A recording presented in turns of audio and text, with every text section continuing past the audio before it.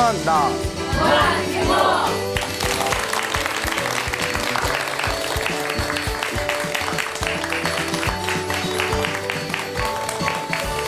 예, 만나서 반갑습니다. 예, 광우 스님이라고 합니다. 예. 제가 이제 소나무 프로그램을 진행하면서 굉장히 자주 했던 이야기인데, 우리 부처님의 말씀을 모아놓은 것을 팔만대장경이라고 하지 않습니까? 이 팔만대장경을 한 글자로 만들면 마음심자가 된다고 했습니다. 다들 기억나시죠?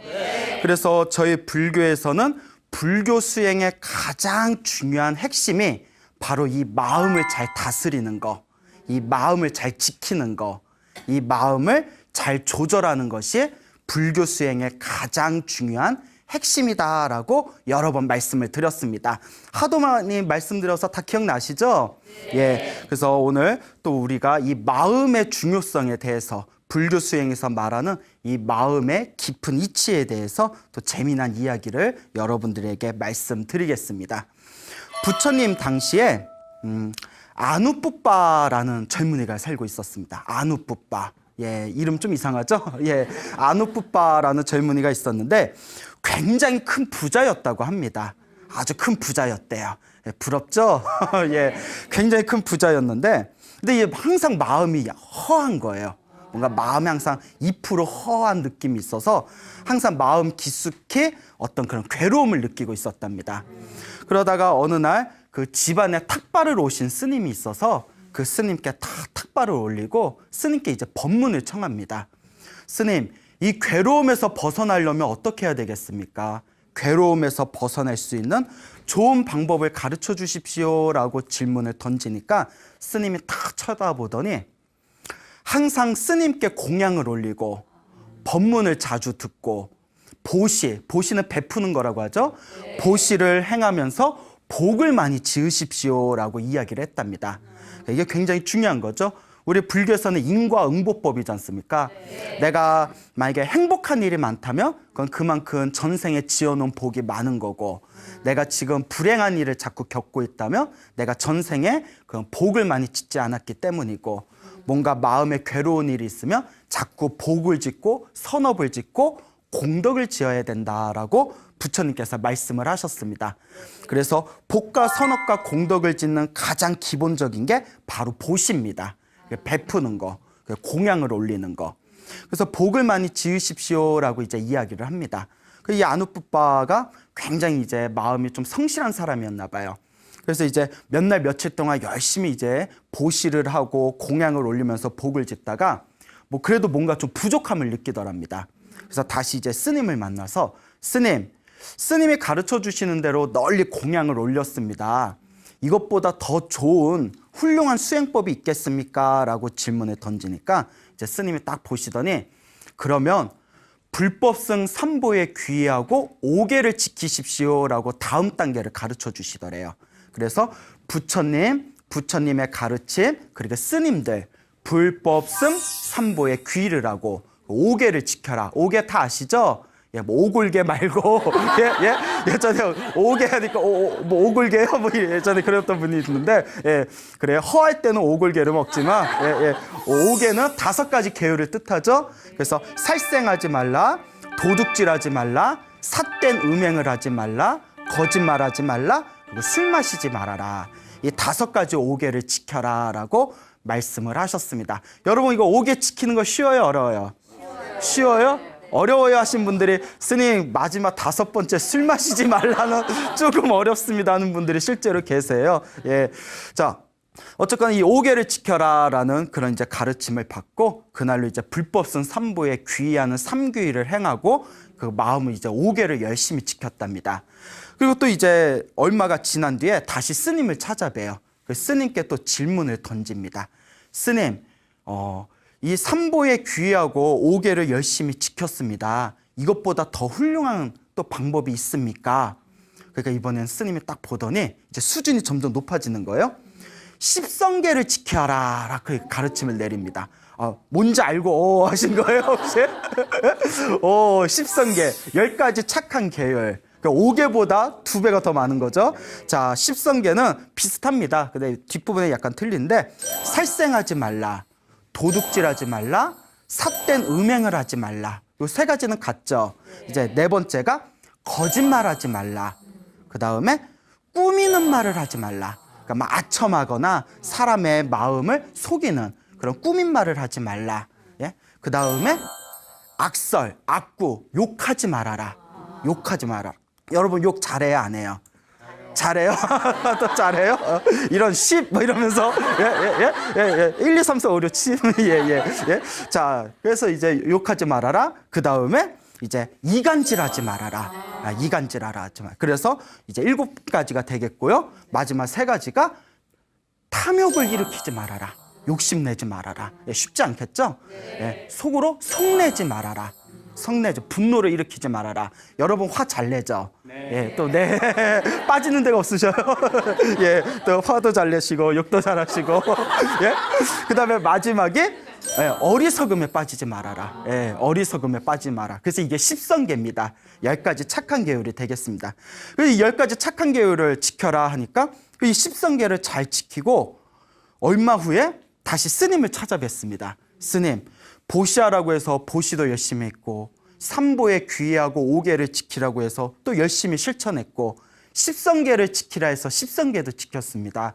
이것보다 더 훌륭한 방법이 있습니까? 하니까 이제 스님이 딱 보더니 차라리 출가를 해라 이렇게 얘기를 하셨대요. 머리를 깎고 출가를 해라. 그래서 그 자리에서 출가를 했대요. 예, 대단하죠? 예. 그래서 이 부잣집 젊은이 아누프빠가 이제 머리를 깎고 출가를 합니다. 이제 스님이 돼서 내가 이 영원한 괴로움에서 벗어나겠다. 영원한 행복을 얻겠다라고 원력을 세우고 출가 생활을 했는데 스님이 돼서 2분의 스승이 있었답니다. 2분의 스승이 있었는데 한 분은 계율을 가르쳐주는 스승이었고요. 계율. 근데 스님의 계율이 아까 뭐 5계 나오고 10성계 나왔잖아요. 남자 스님들을 비구 스님이라고 하지 않습니까? 이 비구 스님이 지켜야 할 비구계가 250개입니다. 250가지 계율이에요. 예, 외우기도 힘들어요.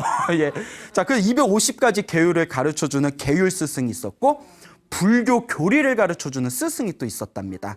근데 이제 우리 불교 교리가 얼마나 방대해요. 팔만대장경에 나와 있는 부처님의 교리를 또 공부해야 돼야 하니까 이게 2분의 스승 밑에서 불교 교리를 공부해야 되고 또 250개 계율을 공부해야 되니까 너무 힘든 거예요. 막 스트레스가 받더래요. 예, 여러분들 학창 시절로 다시 돌아가려면 돌아가시겠어요? 예, 싫어. 공부하기 엄청 싫으셨구나. 예, 저도 젊음은 좋지만 다시 학교 생활로 돌아가려면 저도 좀 별로. 예, 가장 돌아가고 싶지 않은 시대 그때 과거가 군대라. 예, 남자는 다 동감하시죠. 예, 군대 때랑 또 이제 학창 시절에 그때 이제 막 야간 자율학습하고 빡빡하게 살았지 않습니까? 예, 그때로 다시 돌아가려면 조금 스트레스 받을 것 같아요. 저도. 그러니까 지금이 제일 행복한 것 같아요. 스님이 돼가지고 이렇게 부처님의 가르침을 공부하고 수행할 수 있다는 거에 대해서 마음 깊숙이 항상 우리 부처님과 많은 분들에게 고마움을 느낍니다. 여러분들도 인생이 허하거나 빡빡하거나 진정한 행복을 추구하고 계시다면 단연코 무엇을 하셔라? 출가를 하셔라. 예, 이렇게 특히 젊은 분들 이렇게 출가를 하시면 정말 좋다라는 말씀을 이렇게 좀 드리고 싶습니다. 자, 그러니까 너무 공부에만 매달리니까 너무 스트레스를 받는 거예요.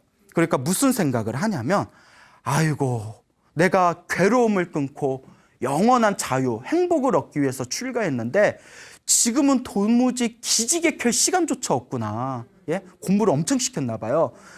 이럴 바에 차라리 머리를 기르고 다시 가정으로 돌아가는 게 낫지 않을까? 차라리 환속을 하는 게 낫겠다. 이런 생각이 들더랍니다. 예? 그러니까 자꾸 스트레스를 받다 보니까 몸이 막 바짝바짝 말라버리는 거예요. 그러니까 얼굴이 막 누렇게 뜨고 몸이 막 말라버리니까 주변에 같이 수행하던 젊은 스님들이 너무 걱정이 되는 거예요. 그래서 이제 아누프빠 스님을 다 불러서 스님, 무슨 고민이 있습니까? 왜 이렇게 힘들어 보입니까? 왜 이렇게 자꾸 몸이 여유이고 자꾸 이렇게 병색이 완연해지고 있습니까? 무슨 고민이 있습니까? 하고 질문을 던지니까 아누프빠 스님이 이제 솔직하게 얘기합니다. 내가 스님이 된 게 행복해지려고 스님이 된 건데 괴로움에서 벗어나려고 스님이 됐는데 어째 더 괴롭다. 어? 맨날 불교 교리 배우고 계율 공부하고 도대체 쉴 틈이 없다. 이럴 바에 차라리 나 머리 기르고 환속하련다. 이런 얘기를 하더래요. 그러니까 아누뿌빠도 엄청나게 공부하기 싫어하는 스타일이었나 봐. 예? 그러니까 이제 그 스님들이 아이고 이러다 진짜 나가겠다 싶어서 그 아누뿌빠의 두 분의 스승한테 사실대로 얘기를 합니다. 아, 스님, 그 스님들이 그 제자인 아누뿌빠 스님이 지금 이런 고민에 빠져서 집으로 돌아가려고 합니다. 어떻게 대책을 세워야 되지 않겠습니까? 그 이 두 분의 스승들이 고민을 하다가 부처님께 가서 여쭤보자 하고 그 두 분의 스승이 아누뿌빠 스님을 데리고 이제 부처님께 갑니다. 그 부처님께 자초지종을 다 설명을 하니까 부처님께서 다 듣더니 아누뿌빠요, 그렇게 힘드냐? 예, 힘듭니다. 많이 괴롭냐? 많이 괴롭습니다. 그 뭐가 그렇게 괴롭냐? 아니 맨날 이렇게 계율 공부하고 교리 공부하고 공부할 것도 너무 많고 배울 것도 너무 많고 휴식을 취할 시간은 없고 너무 힘들어서 못 살겠습니다. 그러니까 가만히 부처님께서 들으시더니 그러면 다른 거는 공부할 필요 없다. 다른 거는 지킬 필요 없다. 오직 하나만 지키면 된다. 딱 이거 하나만 지켜라. 그럼 되겠냐 이러시는 거예요. 그 아누뿌빠 스님이 뭡니까? 뭐만 지키면 되겠습니까? 오직 너의 마음만 지켜라. 이렇게 얘기하시는 거예요. 오직 너의 마음만 지켜라. 그러니까 마음만 지키면 되겠습니까? 그래, 마음만 지켜라. 마음만 지킨다면 어떻게 계속 수행 생활을 할 수 있겠냐? 아우, 제가 지금 할 게 많아서 힘들었던 건데 마음만 지킨다면 제가 그냥 계속 수행 생활을 하겠습니다. 그래서 부처님께서 아누뿌빠 스님에게 이 마음의 이치에 대해서 깊은 설법을 해주십니다. 끊임없이 흔들리는 이 마음만을 항상 관찰하고 이 마음을 지켜라. 이렇게 부처님의 설법을 듣고 열심히 이 마음 지키는 수행에만 몰두하던 아누뿌빠 스님이 드디어 완전한 깨달음을 얻어서 당신이 그토록 바라던 영원한 행복을 얻게 되었다라는 이야기가 또 부처님의 가르침에 내려오고 있습니다. 이렇게 요 마음이야말로 바로 부처님 가르침의 핵심이 될 것입니다. 또 이와 비슷한 이야기가 또 있습니다. 그 부처님 당시에 어느 그 조그만 시골 마을이 있었어요. 그 시골 마을에 촌장님이 있었는데 그 촌장은 이제 우리 때로만 한 이장님 정도 되겠죠? 예, 그 시골 마을의 촌장의 이름이 마티까라고 불렸습니다. 이름이 마티까예요. 다 이름이 좀 희한하죠? 예, 마티까라는 이름을 가진 이 촌장이 있었는데 마티까 촌장의 어머니가 있었습니다. 이 마티까 촌장의 어머니를 사람들이 마티까 엄마다 해가지고 그쪽 말로 마티까 맞다라고 불렀대요. 맞다. 예, 맞다가 이제 엄마란 뜻인가 봐요. 거기서 예, 맞다, 마티까 맞다, 마티까의 엄마, 마티까의 어머니라는 뜻이랍니다. 하루는 그 시골 마을에 60분의 스님들이 이렇게 찾아오셨답니다. 딱 찾아오니까 마티까 맞다가 그 마티까의 어머니 마티까 맞다가 굉장히 독실한 불자였나 봐요. 아이고, 이 조그만 시골 마을에 저렇게 스님들이 많이 오셨구나. 내 공양을 올려야지 하고 아주 정성껏 그 공양을 준비해가지고 스님께 공양을 다 올렸습니다. 그 스님들이 이제 만나게 드시고 나서 고마움을 표한 뒤에 이제 마을을 떠나려고 합니다.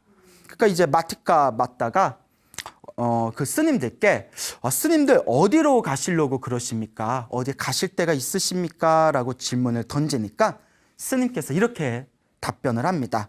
우리가 3개월 안거 동안 우리 스님들이 3개월씩 이제 그 한 곳에 모여서 수행 생활을 하는 것을 안거라고 하지 않습니까?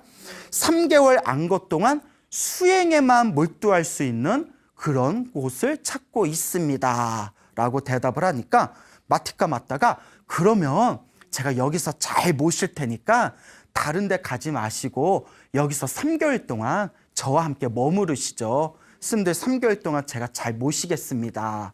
그 스님들이 이렇게 보니까 굉장히 신심이 깊어 보이고 또 수행하기에 굉장히 여건이 좋아 보이는 거예요. 그래서 스님들끼리 회의를 한 뒤에 그럼 여기서 머물겠습니다 하고 이제 허락을 합니다. 그래서 마티까 맞다가 사람들을 불러 모아서 그 시골에 그 마을에 원려에 있던 사원을 깨끗하게 청소를 하고 스님들이 이제 그곳에서 머무를 수 있도록 수리를 다 해드립니다. 이제 매일매일 마티카 맞다가 60분의 스님들을 위해서 매일매일 이제 공양을 만드셨어요. 근데 이제 그 당시에는 스님들이 하루에 한 끼만 드셨기 때문에 뭐 하루에 한 끼, 그러니까 아침에 점심에 드실 음식을 아침에 이렇게 항상 준비를 했다고 합니다. 그래서 이제 공양을 이렇게 갖다 드리고 스님들이 이렇게 공양을 다 드시고 나면 또 이렇게 인사를 드리고 이렇게 집으로 돌아오고 이렇게 며칠이 지났는데 이렇게 공양을 드리려고 이제 점심시간 때 다 가보면 스님들이 다들 방 안에 쥐죽은 듯이 가만히 계시는 거예요. 그리고 스님들 공양 드십시오 하고 이렇게 종을 땡땡 치면 그때 스님들이 다들 방에서 나오시는 거예요. 그래서 스님들은 방에서 뭘 하나? 좀 맨날 심심하게 저 방에서 뭐 하나 싶은 거예요. 그래서 스님들 공양을 다 드시고 나서 스님들은 방 안에서 대체 무엇을 하십니까? 라고 질문을 던졌대요. 그러니까 거기서 스님이 우리는 마음을 알아차리는 수행을 하고 있습니다. 라고 답변을 합니다. 마음을 알아차리는 수행을 하고 있습니다. 스님, 마음을 알아차리는 수행이 무엇입니까? 그걸 왜 하는 겁니까? 라고 질문을 던지니까 우리 마음은 항상 일어났다 사라졌다 일어났다 사라졌다를 반복하고 있습니다. 이 일어나고 사라지는 마음을 있는 그대로 바라보고 모든 것을 있는 그대로 꿰뚫어 볼 수 있으면 모든 것에서 자유로운 모든 괴로움에서 벗어나서 영원한 행복을 얻는 대자유인이 됩니다. 그래서 우리는 마음을 알아차리는 수행을 하고 있습니다. 그 마티카 맞다가 살면서 그런 얘기 처음 들었거든요. 아, 마음을 알아차리고 그 괴로움에서 벗어나서 영원한 행복을 얻을 수 있다니 그 너무 좋은 거예요. 그래서 마티카 맞다가 스님에게 질문을 던집니다. 스님, 그거는 스님들만 하시는 겁니까? 아니면 저희들도 할 수 있는 겁니까? 그 스님이 예, 누구나 할 수 있습니다. 그러면 스님 그거 저도 좀 가르쳐 주십시오. 저도 좀 가르쳐 주세요. 그래서 스님이 뭐라고 하셨겠어요? 뭐 공짜로는 안 돼? 기브 앤 테이크? 그 이제 스님께서 예, 제가 가르쳐 드리겠습니다. 잘 배워 두십시오. 그 이제 마음을 알아차리는 방법을 가르쳐 주셨어요. 숨을 들이쉬고 내쉬고 그 몸에 있는 32가지의 몸의 부분을 하나하나 바라보고 관찰하고 일어났다 사라지는 그 마음자리를 바라보는 그 마음 알아차리는 수행법을 가르쳐 줍니다. 그 딱 배운 뒤에 이 마티카 맞다가 너무 이제 순수한 분이었어요. 집에 와서 하루 종일 그 잠자는 시간이랑 잠깐 쉬는 시간이랑 스님들께 공양 올리는 시간 빼고는 오로지 명상만 했대요. 마음을 알아차리는 이 마음 수행만 하다가 짧은 시간 안에 깨달음을 얻습니다. 깨달음을 얻고 깨달음을 얻으면서 저절로 신통력이 생겼대요. 예? 그러니까 스님들보다 먼저 깨달았어. 예? 그거 대단한 거죠.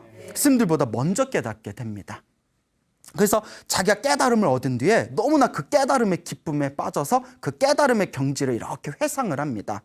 그 뒤에 자신의 신통력을 이용해서 지금 내가 60분의 스님들을 모시고 있는데 그 스님들의 공부를 얼마큼 됐는지 한번 보자 하고 신통력으로 스님들이 수행하는 모습을 다 봤대요. 그런데 60분의 스님들이 아무도 깨달음을 못 얻고 있는 거예요. 자기는 얻었는데 왜 스님들이 아직도 깨달음을 못 얻었지? 딱 보니까 스님들 60분의 스님들이 다 깨달음을 얻을 수 있는 그런 그릇과 근기가 된다는 것을 딱 살펴봅니다. 그래서 스님들이 공부에만 몰두할 수 있도록 내가 최대한 지원을 하면 이 60분의 스님들이 충분히 깨달음을 얻을 만한 분이다. 그러니 내가 이 은혜를 갚기 위해서라도 자기에게 이제 깨달음의 세계를 이제 선물했지 않습니까? 이 스님들이 공부에만 수행에만 몰두할 수 있도록 내가 최대한 지원을 하자. 그리고 자신의 신통력을 이용해서 신통력 중에 타심통이라고 있습니다. 타인의 마음을 꿰뚫어 보는 거, 사람의 마음을 훤하게 보는 것을 타심통이라고 합니다. 예, 우리 주변에 타심통 있는 사람 있으면 되게 불편할 것 같지 않아요? 예, 내 마음을 다 꿰뚫어 보고 뭐가 그렇게 지저분하길래 또 불편할까? 예, 자, 그러니까 자신의 타심통을 이용해서 스님들이 무엇을 원하고 무엇을 바라는지를 다 꿰뚫어 보고 그때그때 스님들이 원할 때마다 최대한 지원을 해줬대요. 그 어느 스님이 좀 내가 속이 안 좋은데 내일은 그냥 편안하게 죽을 먹었으면 좋겠다. 그 다음날 죽을 타드리고 너무 죽만 먹었더니 속이 허한데 좀 기름진 것 좀 있으면 좋겠다. 이거 막 속이 막 허하다. 그러면 아주 기름진 음식을 갖다 드리고 뭐 목이 너무 마른데 신선한 물이나 음료수가 있으면 좋겠다. 그 신선한 물과 음료수를 갖다 드리고, 그러니까 입안에서 혀가 굴러다니는 것처럼 완벽하게 지원을 해줬대요. 그 스님들이 마음이 고요해지고 편안해지고 그 어떤 거에도 이제 더 이상 마음 쓰지 않고 오로지 수행에만 집중해서 그 3개월이 지나기 전에 60분의 스님들이 모두 깨달음을 얻게 됩니다. 대단한 거죠. 60분의 스님들이 깨달음을 얻고 나서 마티카 마따에게 감사를 표합니다. 너무나 고맙습니다. 당신 덕분에 우리가 이렇게 수행을 잘하고 갑니다. 이제 부처님이 계신 사원으로 돌아갑니다. 부처님께서는 이미 다 알고 계시겠지만 경전에 보면 부처님은 다 아시면서도 일부러 물어보셨다라는 표현이 자주 나옵니다. 부처님께서 그래, 이번 안것 동안 수행은 잘 되었냐? 어려움은 없었냐? 어떻게 수행하였냐? 그걸 이제 제자들이 그동안 자기들이 겪었던 일들을 다 말씀을 드립니다. 어느 시골 마을에 갔는데 마티카 마따라는 여인네가 너무나 우리들 시봉을 잘해줬다고, 우리가 뭐가 필요하다라는 생각만 일어나면 바로 그 자리에서 귀신같이 알아서 우리들이 공부에만 몰두할 수 있도록 최대한 지원을 해줬습니다. 그러니까 부처님께서도 참으로 훌륭한 제가 신자다, 참으로 훌륭한 여자 신도다, 그 밑에서 그 도움을 받으면서 수행을 한 너희들도 정말 장하구나, 잘했다라고 이렇게 칭찬을 하십니다. 이 소문이, 그 시골 마을의 마티카 마따에 대한 소문이 이제 널리 많은 사람들에게 이야기가 퍼집니다. 그때 어떤 한 스님이 있었는데 그 마티카 마따의 이야기를 듣고, 마티카 마따가 신통력이 있나 보다, 스님들이 무엇이 필요하다 생각만 하면 바로바로 갖다 준다, 그 호기심이 생긴 거예요. 정말? 정말 신통이 있을까? 그래? 그 나도 한번 가볼까? 예? 그래, 한번 가보자. 신기하잖아요. 예? 그래서 일부러 그 부처님께 허락을 받고 그 마티카 마따가 있는 그 시골 마을에 내려갑니다. 그리고 마티카 마따가 그 만들어 놓은 그 사원에 가만히 딱 앉아서 이런 생각을 합니다. 마티카 마따가 정말 스님들의 마음을 다 꿰뚫어 볼까? 그러면 내가 지금 걸어오느라 너무 몸이 피곤해서 이 절을 청소를 못하겠다, 청소를 해줄 사람을 좀 보내줬으면 좋겠다, 이렇게 생각을 합니다. 그 마티카 마따가 멀리서 집에 딱 있다가, 아이고 우리 절에 스님이 오셨는데 청소해줄 분을 찾고 있구나, 그거 딱 알아차린 거예요. 그 신통력이 있으니까 대박. 예? 예? 그러니까 딱 알아차리고 그 이제 하인을 부릅니다. 그 스님이 계시니까 가서 청소 좀 도와드리세요. 그 이제 하인이 딱 가니까 스님이 깜짝 놀란 거예요. 야, 이거 귀신이네 진짜. 예? 예? 야, 기가 막히다.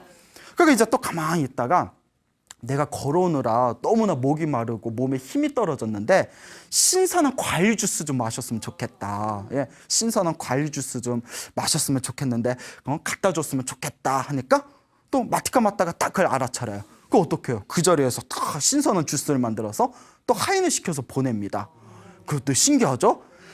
여기서 우리가 약간 소름이 쫙 끼칠 법도 한데 이 스님도 보통 스님이 아니었나 봐요. 그래, 이거 잘 됐다. 그러면 이러면서 내일 점심시간에 내가 아주 기름진 우유죽과 나물무침을 먹었으면 좋겠다. 예? 우유죽하고 나물무침을 갖다 줬으면 좋겠다라고 생각을 합니다. 그러니까 마티카 마따가 또 그 마음을 알아차리고 다음날 아침에 일찍 일어나서 그 신선한 우유죽과 나물무침을 만든 뒤에 그걸 또 하인을 시켜서 보냅니다. 그리고 또 이제 또 받아 드시고, 요 스님이 또 무슨 생각을 하냐면 디저트로 과자를 먹었으면 좋겠다, 과자 좀 보내줬으면 좋겠다.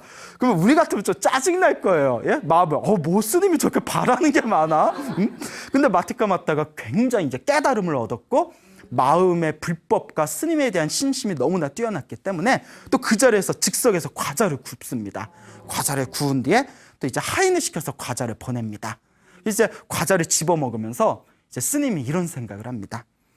이제 직접 와서 인사를 좀 했으면 좋겠다. 얼굴을 보고 싶다.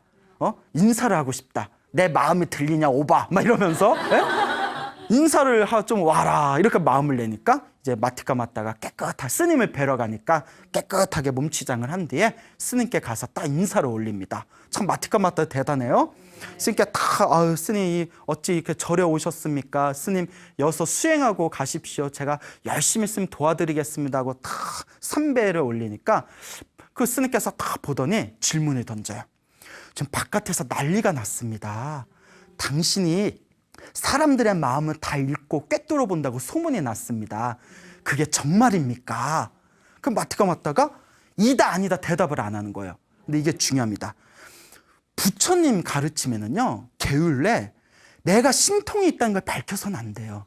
수행자는. 무슨 말인지 알죠?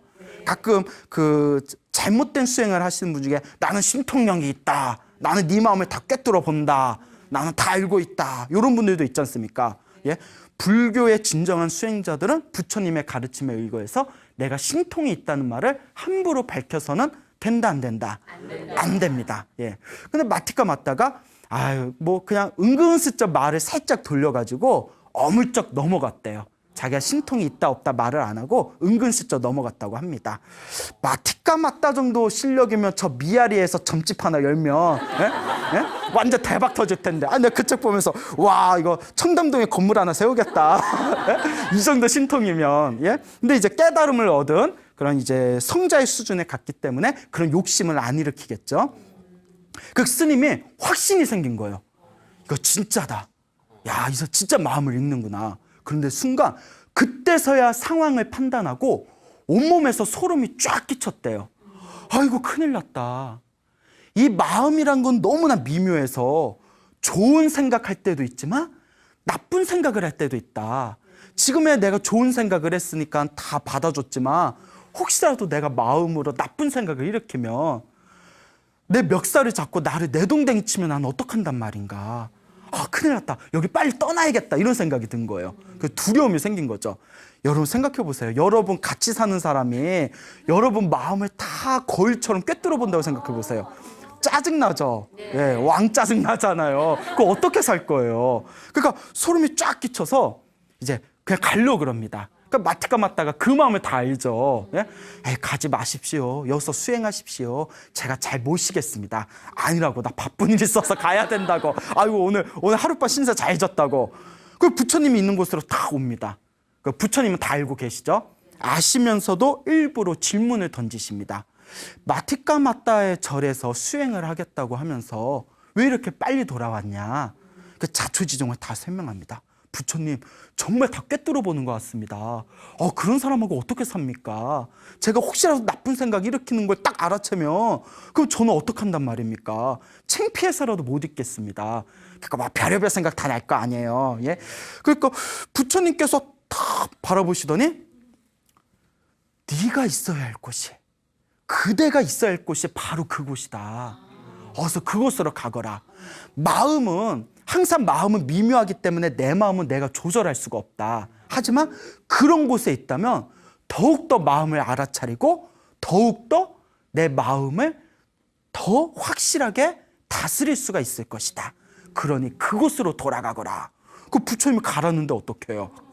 그 다시 그곳으로 딱 간 뒤에 딱 그 마티카 맞다가 있는 절에 딱 온 순간부터 마티카 맞다가 내 마음을 다 보고 있을 수도 있다는 생각이 드니까 한시도 마음을 놓치지 않고 계속 마음을 집중하는 거예요. 예? 그렇잖아요. 예? 조금이라도 이상한 생각, 이러면 안 돼, 이러면 안 돼. 큰일 나 하고 또 이상한 마음이 들면, 이러면 안 돼, 이러면 안 돼. 그 수행이 잘 되겠어요, 안 되게 됐어요? 그렇죠. 수행이 갑자기 그 속도로 진보를 합니다. 우리가 마음이 나태할 때에는 공부하다가도 딴 생각하고 공부하다가도 졸고 이러잖아요. 그런데 생각해 보세요. 내 마음을 훤히 바라보는 사람이 내 뒤에서 너 딴 생각하거나 졸기만 해도 내가 뒤에서 너의 목을 쳐버릴 것이다 하고 칼을 들고 있으면 졸음이 와요, 안 와요? 안 오죠. 딴 생각이 나요, 안 나요? 안 나요. 오로지 공부뿐이 집중이 안 되잖아요. 그 스님도 저 제가 신자 마티카 맞다가 내 마음을 다 보고 있을 텐데 생각을 하니까 한치도 마음에 틈이 없는 거예요. 오로지 공부. 예? 그러니까 계속 이제 공부만 하다 보니까 이제 마티카 맞다가 그걸 다 알고 있습니다. 부처님께 훈계를 받고 이곳으로 다시 오셨구나. 와, 지금 엄청나게 공부에 집중하고 계시는구나. 내가 열심히 공부에만 몰두할 수 있도록 지원해 드려야 되겠다. 참 훌륭한 신도예요. 그러니까 이 마티카 맞다의 확실한 지원 아래에서 그 아주 치밀하고 놀라운 집중력으로 그 스님이 짧은 시간 만에 드디어 아라한이 됩니다. 여기서 말하는 아라한은 여러분 불교의 나한전이라고 있지 않습니까? 예, 그 아라한, 부처님 제자로서 모든 번뇌와 욕망이 사라진 최고의 성자를 아라한이라고 합니다. 그 위대한 성자, 깨달음을 얻은 성자의 경지에 이른 겁니다. 이 스님이. 그러니까 다 아라한이 됐어요. 드디어 깨달음을 얻었어요. 아, 내가 이렇게 게으렀던 내가 이렇게 짧은 시간 안에 깨달음을 얻을 수 있었던 것은 저 마티카 마타 때문이다. 그래, 맞다. 그래서 나온 거예요. 그러니까 정말 마티카 마타에게 내가 고마운 마음이 가득하다. 그러면서 문득 이런 생각이 듭니다. 근데 내가 머나먼 과거 전생에도 마티카 마타에게 내가 혹시 도움을 받은 적이 있었을까? 도대체 전생에 어떤 인연이 있었기 때문에 마티카 마타가 나에게 이와 같이 도움을 준 것일까라는 생각이 일어나게 됩니다. 그래서 자기의 전생을 이렇게 뚫어봐요. 자기의 전생을 다 과거 전생을 꿰뚫어 보다가 자신의 99번째 전의 전생을 보게 됩니다. 예, 그러니까 이제 아라한 깨달음의 경지에 이르렀기 때문에 자기의 전생을 볼 수가 있는 거예요. 그 99번째 자기의 전생을 딱 꿰뚫어 봤는데 그때 그 스님과 마티카 마타가 서로 부부였던 거예요. 부부였어요. 예, 끼리끼리 만났어. 예? 그 부부였는데 이 부부였을 때 놀라운 걸 발견하게 됩니다. 마티카 마타하고 자기하고 부부였는데 그때 부인이 바람이 나가지고 몰래 자객을 시켜서 자기를 죽였던 거예요. 전생에 그걸 본 거예요. 순간 깜짝 놀라면서 아라한이었던 이 스님이 마티카 마타는 99번째 나의 전생의 부인이었는데 사람을 시켜서 나를 죽였구나. 정말 나쁜 업을 지었구나 라고 생각을 합니다. 그때 이제 마티카 마타가 우리 스님이 수행이 잘 되나 하고 신통력으로 딱 봤더니 그 스님이 이제 아라한이 된 걸 본 거예요. 너무 기분이 좋은 거예요. 우리 스님이 위대한 성자가 되셨구나. 너무나 훌륭하시다 하는데 스님이 속으로 99번째 전생을 보시더니 내가 부부였을 때 내가 자기를 죽였던 것을 기억해냈구나라는 걸 딱 알게 됩니다. 그것까지 본 거예요. 그 자기도 좀 뻘쭘하잖아요. 99번째인데 내가 부인이었을 때 죽였으니까. 그래서 내가 혹시 그 전에 도움을 준 건 없나 하고 99번째에서 100번째 전생을 딱 보니까 바로 100번째 전생을 보니까 그때도 부부였어요. 여러분 지금 남편이나 아내를 사랑하십니까? 대답 안 하셔도 돼요. 대답 안 하셔도 돼요. 근데 중요한 게 뭐냐면 왜냐하면 뭐 험한 얘기 나올 수도 있으니까. 근데 이게 있답니다. 부부였던 인연이 다음 생에 또 부부 될 확률이 크답니다. 부부가 아니더라도 가족이 될 확률이 크대요. 표정이 애매합니다. 예. 그러니까 그 부부의 인연이 깊다는 거예요. 예. 그래서 다음 생에는 더 좋은 남편, 더 좋은 부인 만나고 싶겠지만 그게 이제 부부의 끈이 굉장히 깊다. 예. 그러니까 그 100번째 전생에도 서로 부부였는데 그때는 남편이 죽으려고 할 때 자기가 구해준 경험이 있어요. 살려줬던 경험이 있어요. 그때 마티카 마타가 신통력으로 그 스님에게 텔레파시를 보냅니다. 스님, 99번째에서 다시 뒤로 한 번만 더 뒤로 돌아가십시오.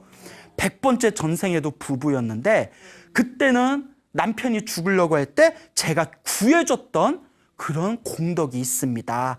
다시 한번 잘 살펴보십시오 하니까 그 스님이 다시 뒤로 한 칸 넘어가서 100번째 전생을 보니까 자기를 구해줬던 또 그런 인연이 있었던 거예요. 그러니까 이번 생에는 살리고 다음 생에는 죽이고 그러다 100번째가 흐른 뒤에는 서로 깨달음을 주고받는 사이에까지 서로가 만나게 된 겁니다. 그때 스님께서 그렇구나. 이 마티카 마타는 머나먼 과거 전생에 나를 죽인 적도 있었지만 나를 살린 적도 있었구나. 그리고 수많은 업의 윤회가 흐르고 흘러서 이번 생에 만나서는 서로가 서로에게 깨달음을 주고받은 사이가 되었구나. 참으로 이 업의 인연이 이와 같이 심오하구나 라는 것을 꿰뚫어 보시고는 자신의 깨달음의 경지를 이렇게 전달한 뒤에 그 깨달음의 기쁨을 안고 그 앉은 자리에서 그대로 눈을 감고 세상을 떠나서 진리의 세계로 돌아가셨다고 합니다. 이걸 불교 용어로 열반에 드셨다라고 표현을 하고 있습니다. 정말 놀랍지 않습니까?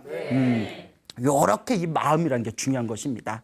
이 마음, 자신의 마음을 지키고 자신의 마음을 알아차리는 것, 이것이 바로 불교 수행의 가장 중요한 핵심이다라는 것을 기억하시길 바랍니다. 또 비슷한 이야기를 하나 더 해드리겠습니다. 부처님 당시에 쌍가라키따라는 스님이 계셨습니다. 쌍가라키따, 쌍카라키따라는 스님이 계셨는데, 이 쌍카라키따가 부처님의 제자로 출가를 해서 열심히 수행을 해가지고 아까 말한 아라한이 되십니다. 모든 번뇌가 사라진 위대한 성자가 되셨는데, 쌍카라키따 스님에게 여동생이 있었다고 합니다. 그 여동생이 아들을 낳아요. 결혼을 해서 아들을 낳고 이름을 자기의 오빠이자 자기가 가장 존경하는 스승인 자기 오빠의 이름을 따서 자신의 아들의 이름도 쌍가라키따라고 이름을 짓습니다. 쌍가라키따. 근데 이 아들 쌍가라키따도 나이 20살이 되고 난 뒤에 자신의 삼촌이신 쌍카라키따 스님 밑에 출가를 하게 됩니다. 그러니까 삼촌이자 스승의 이름도 쌍카라키따, 조카이자 제자의 이름도 쌍가라키따가 됩니다. 그래서 사람들이 헷갈리니까 삼촌 스님은 쌍카라키따 장로라고 불렀고 큰 스님이다라는 뜻이에요. 그 제자인 쌍카라키따는 그냥 조카 쌍카라키따라고 불렀다고 합니다. 헷갈리니까. 이 조카 쌍카라키따가 이제 다 출가를 하고 수행 생활을 하다가 이렇게 유행을 떠납니다. 만행을 떠나요. 그래서 이렇게 만행을 떠난 뒤에 어느 신도에게 승복을 지으라고 옷감 2벌을 이제 보시를 받습니다. 옷감 2벌에 딱 보시를 받아서 이 쌍카라키따가 한 벌은 내가 옷을 하고 한 벌은 나의 삼촌이자 스승님에게 이 옷감을 바쳐야겠다라고 생각을 합니다. 그래서 이제 옷감 2개를 가지고 다시 절로 돌아온 뒤에 자기의 스승의 삼촌 쌍카라키따에게 이렇게 3배의 예를 올립니다. 그리고 스승에게 옷감을 드리면서 스님, 제가 이 선물을 받았는데 스님에게 이 선물을 올리겠습니다. 이걸 받아주십시오 하고 스님께 옷감을 올린 뒤에 옆에서 이제 부채, 야자입으로 만든 부채로 이렇게 부채질을 해드렸답니다. 부채질을 다 해드리니까 이 다 의자에 앉으신 이 쌍카라키따 장로, 이 삼촌이 딱 바라보면서 나는 지금 옷이 충분히 있다. 근데 이건 그냥 네가 가져라 라고 얘기를 하셨답니다. 거절을 하셨대요. 그러니까 이 조카 쌍카라키따가 스승님, 일부러 스승님 생각해서 제가 챙겨왔는데 저를 봐서라도 받아주십시오 하니까 이 쌍카라키따 이 장로 이분도 그냥 그 정도 되면 받으면 되는데 워낙 무소유를 실천하는 분이라 아니다, 나는 옷이 충분히 있으니까 네가 가져라, 네가 옷을 다 해봐라 하고 끝까지 거절하셨대요. 둘 다 고집이 세.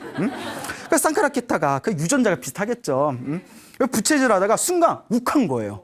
아직 깨달음이 아직 수준이 낮으니까 마음이 순간 욱해가지고 아니 내가 이렇게 정성스럽게 옷감을 가져왔는데 받아주실 법도 하지 이것도 안 받아주신단 말인가.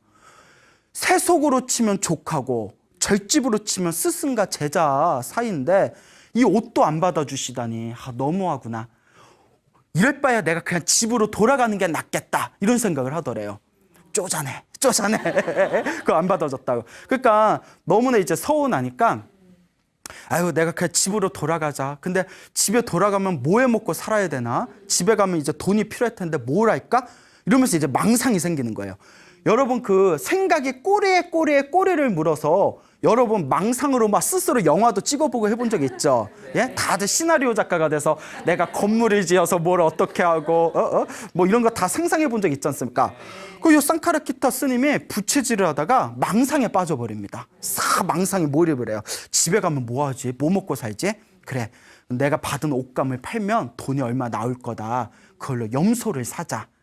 그 염소를 산 뒤에는 새끼를 치자. 새끼가 무럭무럭 나오면 요 새끼들을 팔아가지고 충분히 돈이 쌓이면 결혼부터 하자. 그렇게 나와요, 책에. 그러면 아내를 얻으면 빨리 애를 낳자. 애를 낳으면 나를 닮았을까, 아내를 닮았을까. 애를 낳으면 애와 부인을 데리고 수레를 타고 삼촌인 쌍카라키따 스님을 인사드리러 가자. 뭐 이런 생각을 하는 거예요. 근데 인사드리러 갔는데 그 부인이 애를 안고 있는데 팔이 너무 아파 보일 것 같다. 그러니까 내가 애를 나한테 달라고 하자. 여보, 애를 나한테 주시고 당신은 좀 쉬시오. 그러면 부인이 당신은 술에만 집중하시고 애는 나한테 맡기세요. 아마 이렇게 얘기하겠지? 지금 혼자 얘기하고 있는 거예요? 예? 혼자 말하고 있는 거예요? 그리고 나한테 애를 안 주고 혼자서 애를 안고 있겠지? 그러다가 팔이 아파가지고 애를 수레 밑으로 뚝 떨어뜨릴 거야. 그러면 나는 애를 수레로 확 그 바퀴로 밀어버리겠지? 애가 죽었을까 살았을까? 이게 점점 망상이 병이 되는 거예요. 예? 그러면 나는 화가 내서 내 부인을 때리면서 이 멍청한 여자야. 애를 나한테 맡겼으면 이런 일이 없었을 거 아니야 하면서 내가 내 부인을 막 후들겨 패겠지? 이렇게 망상에 빠지다가 너무나 그 상상이 격화돼가지고 부채질을 하다가 부채로 스승님의 머리를 때려버립니다. 머리를 퍽 때려요. 너무 망상을 부려서. 예? 그러니까 이게 누워서 이불 킥이라고 예? 아시죠? 무슨 말인지. 자기도 너무 놀라고 스승도 너무 놀란 거예요. 얘가 옷감 안 받는다고 날 치나? 근데 이제 이 스승께서 무슨 생각을 했길래 내 머리를 쳤을까 하고 탁 꿰뚫어 보니까 그 생각한 걸 다 꿰뚫어 보신 거예요. 알아 아니시니까. 그러니까 깨달은 분이 옆에서는 좀 피곤할 것 같아. 그러니까 이제 딱 보더니 때리려면 네 아내나 때리지 내 머리는 왜 때리냐 이렇게 얘기를 하셨답니다. 순간 조카가 얼굴이 빨개지면서 그 부끄러움 때문에 내 요 마음을 다 꿰뚫어 봤으니 내가 어떻게 스승의 얼굴을 본단 말인가 하면서 그 자리에서 부채를 던지고 도망갔대요. 너무 창피해가지고 자기 마음을 들킨 게 창피할 것 같아. 예? 그 막 도망가니까 다른 젊은 스님들이 저 스님 왜 도망가고 가서 붙들었답니다. 붙들고 부처님께 데려갔대요. 부처님이 그래 왜 데려왔냐? 아니 갑자기 미친 듯이 도망가길래 무슨 일이 있나 싶어서 붙잡아 왔습니다. 그 부처님께서 그 말이 사실이냐? 그러면서 부처님께서 알면서 일부러 물어보셨다. 그러니까 이제 자초지종을 다시 설명합니다. 제가 옷감 때문에 이런 상상을 하다가 실수로 스승님의 머리를 때렸는데 스승님이 제 마음을 다 꿰뚫어 보신 걸 알고는 너무 창피해서 도망갔습니다. 그때 부처님께서 다음과 같이 얘기하십니다. 이 사람의 마음은, 중생의 마음은 끊임없이 자기가 좋아하는 쪽으로 치달린다. 한시도 가만히 있지 않고 끊임없이 흔들리고 있다. 그렇기 때문에 이 마음이 흔들린 건 당연하다. 그래서 흔들리니까 마음이다. 그렇기 때문에 탐욕과 성냄과 어리석음에 빠지지 말고 더욱더 노력하고 수행해야 된다라고 이제 설법을 하십니다. 이와 같은 설법을 듣고 마음이 고요하고 평온해진 쌍카라키타 스님은 그 뒤에 열심히 수행을 해서 삼촌과 같이 위대한 아라한이 되었다라는 이야기가 전해지고 있습니다. 여러분, 불교 수행의 가장 중요한 핵심이 무엇이라고 했습니까? 마음입니다. 마음을 잘 다스리는 것입니다. 이 마음을 잘 다스리는 것이야말로 가장 훌륭한 공덕을 짓는 것이다 라는 것을 기억해 두시기 바랍니다. 여러분, 행복해지고 싶습니까? 네. 행복한 삶을 창조하고 싶습니까? 네. 복을 지으십시오. 선업을 지으십시오. 공덕을 쌓으십시오. 복과 선업과 공덕의 힘이 여러분들을 진정한 행복의 길로 이끌어 줄 것입니다. 여기서 마치겠습니다. 소중한 나 무한 행복